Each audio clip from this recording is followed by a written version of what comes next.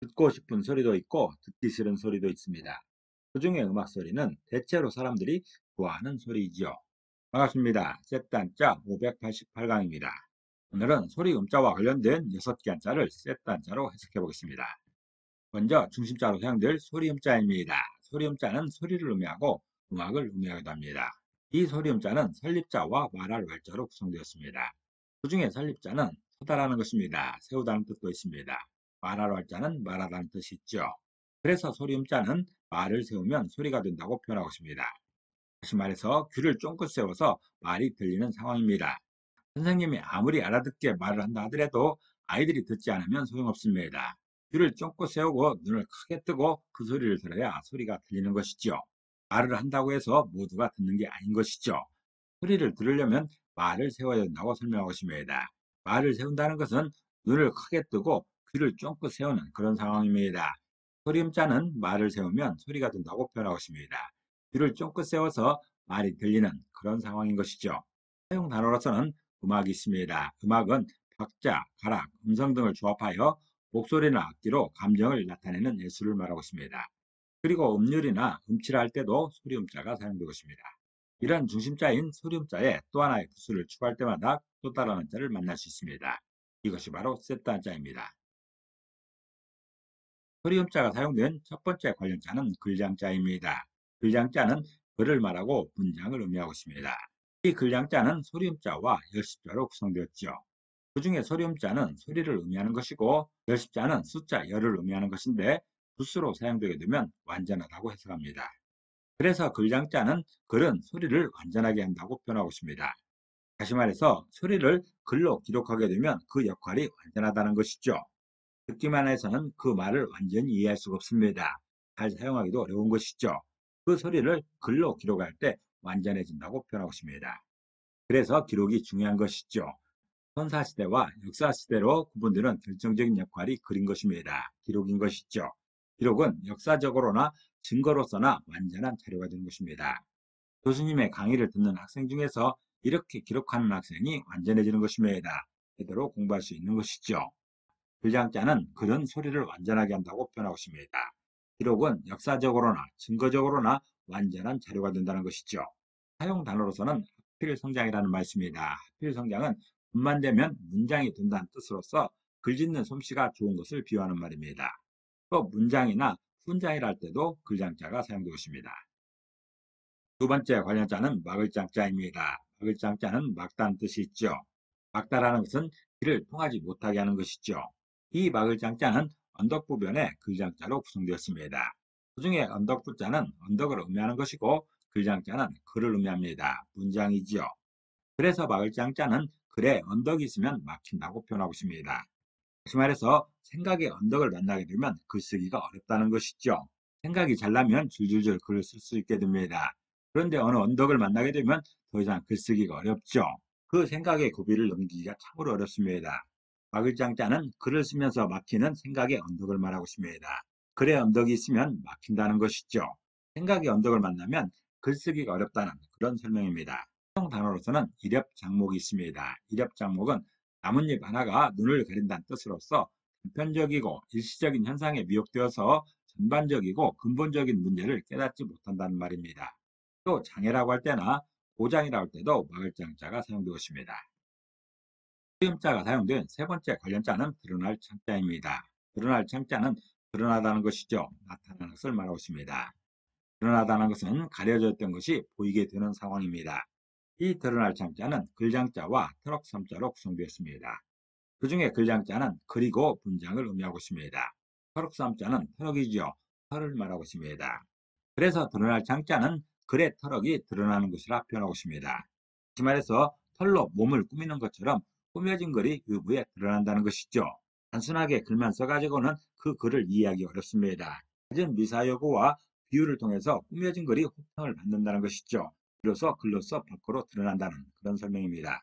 같은 표현이라도 잘 드러나는 글이 있고 숨겨지는 글이 있습니다. 그 글을 읽고 무슨 뜻인지 알 수 없다라면 드러나지 못한 것이죠.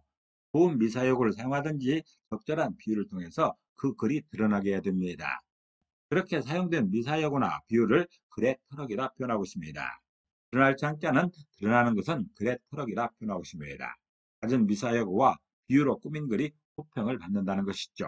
모두가 이해할 수 있을 만큼 글이 드러난다는 그런 설명입니다. 사용 단어로서는 욕계미창이라는 말이 있습니다. 욕계미창은 덮으려고 하면 더욱 드러난다는 뜻으로서 나쁜 일을 감추려 하면 더욱 밖에 드러난다는 뜻입니다. 나쁜 일을 감추어서 해결될 수가 없다는 것이죠. 꼭 표창이나 현창이라 할 때도 드러날 정자가 사용되고 있습니다. 네 번째 관련자는 마침내 경자입니다. 마침내 경자는 마침내라는 뜻도 있고 드디어라는 뜻도 있죠. 마침내는 드디어 마지막에는 그런 뜻입니다. 이 마침내 경자는 소리음자와 사람인자로 구성되었죠. 그 중에 소리음자는 소리를 의미하는 것이고 사람인변은 사람을 의미하고 있습니다. 그래서 마침내 경은 사람의 소리가 마침내라 표현하고 있습니다. 다시 말해서 한 사람의 인품은 소리를 듣고 마침내 결정한다는 것이죠. 이 사람이 어떤 사람인가를 결정하기 위해서는 그 사람의 말을 들어봐야 된다는 것이죠. 그 사람의 성품이나 인품은 그의 소리를 듣고 알 수 있다는 것이죠. 멋진 옷을 입고 있다 해서 이 사람의 성품이 뛰어난 게 아닙니다. 이 사람의 말을 들어보면 이 사람이 어떤 사람인가 정확히 알 수 있는 것이죠. 한 사람을 판단하기 위해서 가장 확실한 방법은 그 사람의 말을 들어보는 것입니다. 마침내 경자는 사람의 인품의 척도를 나타내는 그 방법을 설명하고 있습니다. 사람의 소리를 듣게 되면 마침내 알 수 있다는 것이죠. 한 사람의 인품은 그의 소리를 듣고 마침내 결정할 수 있다는 그런 설명입니다. 사용 단어로서는 유지경성이라는 말이 있습니다. 유지경성은 뜻이 있어서 마침내 이룬다는 뜻으로서 이루고자 하는 뜻이 있는 사람은 반드시 성공한다는 것을 비유하는 말입니다. 그리고 필경이나 구경이라 할 때도 마침내 경자가 사용되고 있습니다. 소리음자가 사용된 다섯 번째 관련자는 거울경자입니다. 거울경자는 거울을 의미하지요. 거울은 옛날에는 구리로 만들었지만 지금은 유리로 만들지요. 이 거울경자는 옛날에 구리로 만들 그 당시를 표현하고 있습니다. 거울경자는 쇠금자와 마침내경자로 구성되었죠. 그 중에 쇠금자는 쇠를 의미합니다. 금속이지요. 마침내경자는 마침내란 뜻이 있습니다. 그래서 거울경자는 쇠의 마침내 작품이 거울이라 표현하고 있습니다. 다시 말해서 거울은 금속으로 만들 수 있는 최고의 작품이라는 것이죠.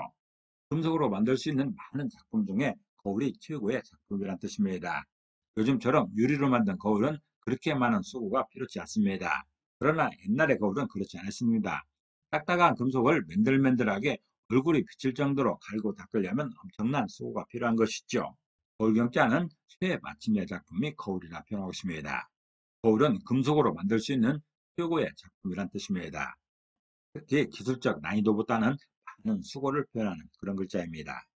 사용 단어로서는 명경지수가 있습니다. 명경지수는 맑은 거울과 고요한 물이란 뜻으로서 한염이 전혀 없는 깨끗한 마음을 비유하는 말입니다.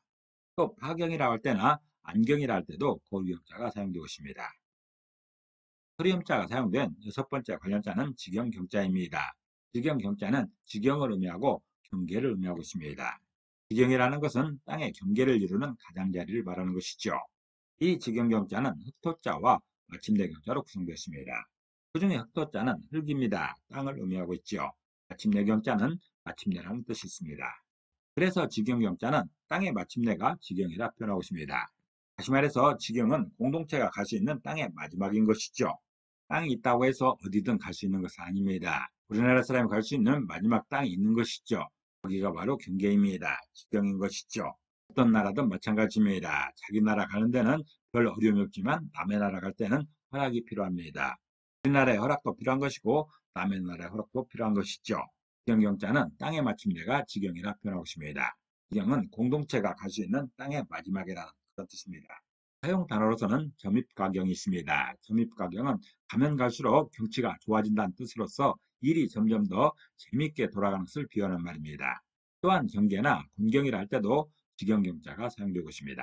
오늘은 소리음자와 관련된 두 번째 시간으로서 소리음자를 중심으로 한 6개의 관련자를 세트단자로 해석해 봤습니다. 오늘 배운 것을 다시 한번 요약하겠습니다.